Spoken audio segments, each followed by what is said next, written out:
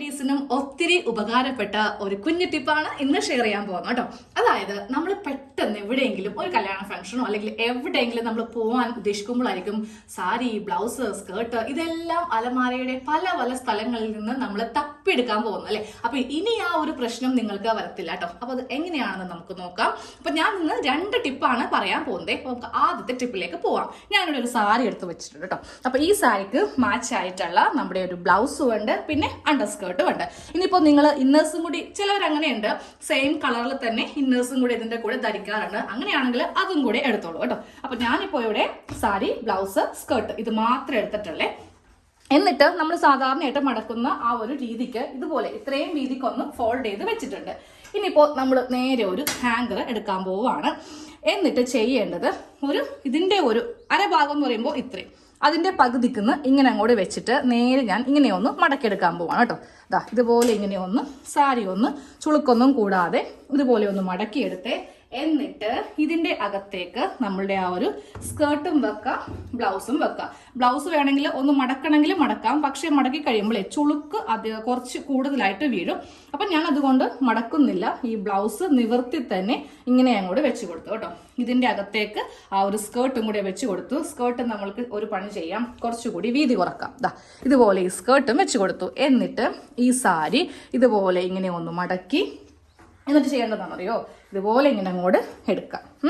ഇതുപോലെ എടുത്തിട്ട് ഈ ഒരു ഹാങ്കർ ഇങ്ങനെ അങ്ങോട്ട് വെച്ചിട്ട് ഇതിങ്ങനെ എടുക്കുവാണെങ്കിൽ ഇനി എവിടെയെങ്കിലും പോകുമ്പോൾ സാരി, ബ്ലൗസ്, സ്കേർട്ട് ഇതൊക്കെ തപ്പി തപ്പി നമ്മുടെ സമയം പോകത്തില്ല. നമ്മൾ പോകാൻ ഉദ്ദേശിക്കുന്ന സ്ഥലത്തേക്ക് പെട്ടെന്ന് തന്നെ ഇതങ്ങോട്ട് ഉടുത്ത് പോവാം കേട്ടോ.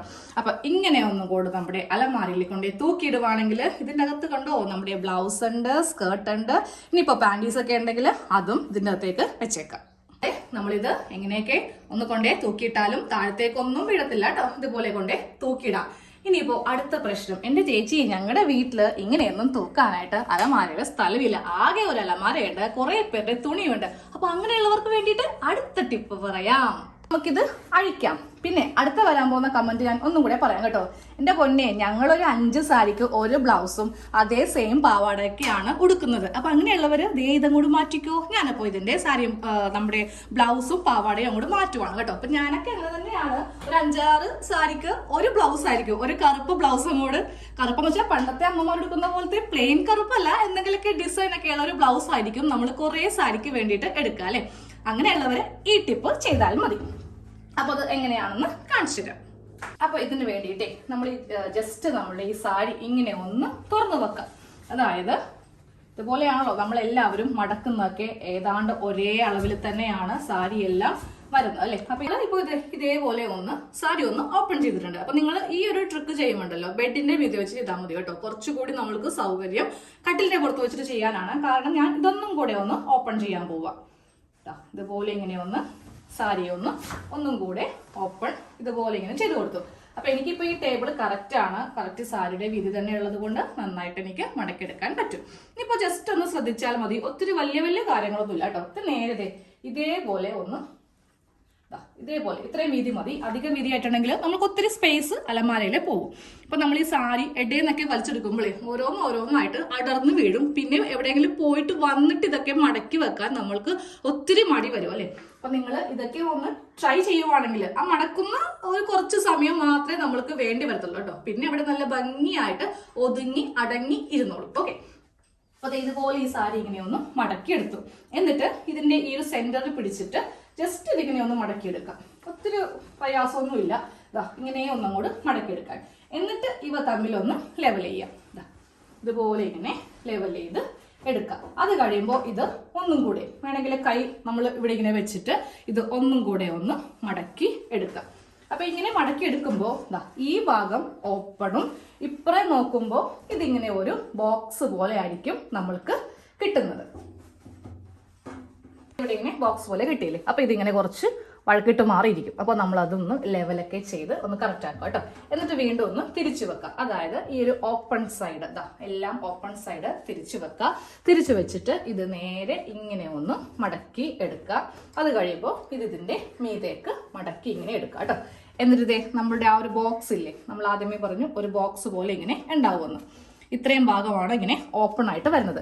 ഇതിൻ്റെ അകത്ത് നമ്മുടെ കൈ ഇങ്ങനെ കടത്തി വെക്കുക. എന്നിട്ട് ഈ ഭാഗം എല്ലാം ഇങ്ങനെ അങ്ങോട്ട് എടുക്കുക, തിരിച്ച് എടുക്കുക. അത് കഴിയുമ്പോൾ ഇപ്പറേയും കറക്റ്റ് ലെവൽ പിടിക്കുക, ഒന്ന് തിരിച്ച് എടുക്കുക. ഇതുപോലെ ഇങ്ങനെ ഒന്ന് തിരിച്ച്, അധികം ചുളിവൊന്നും കാര്യങ്ങളും വരുത്താതെ ഇങ്ങനെ അങ്ങോട്ട് വളരെ സാവകാശത്തിലൊന്ന് എടുത്താൽ മതി കേട്ടോ.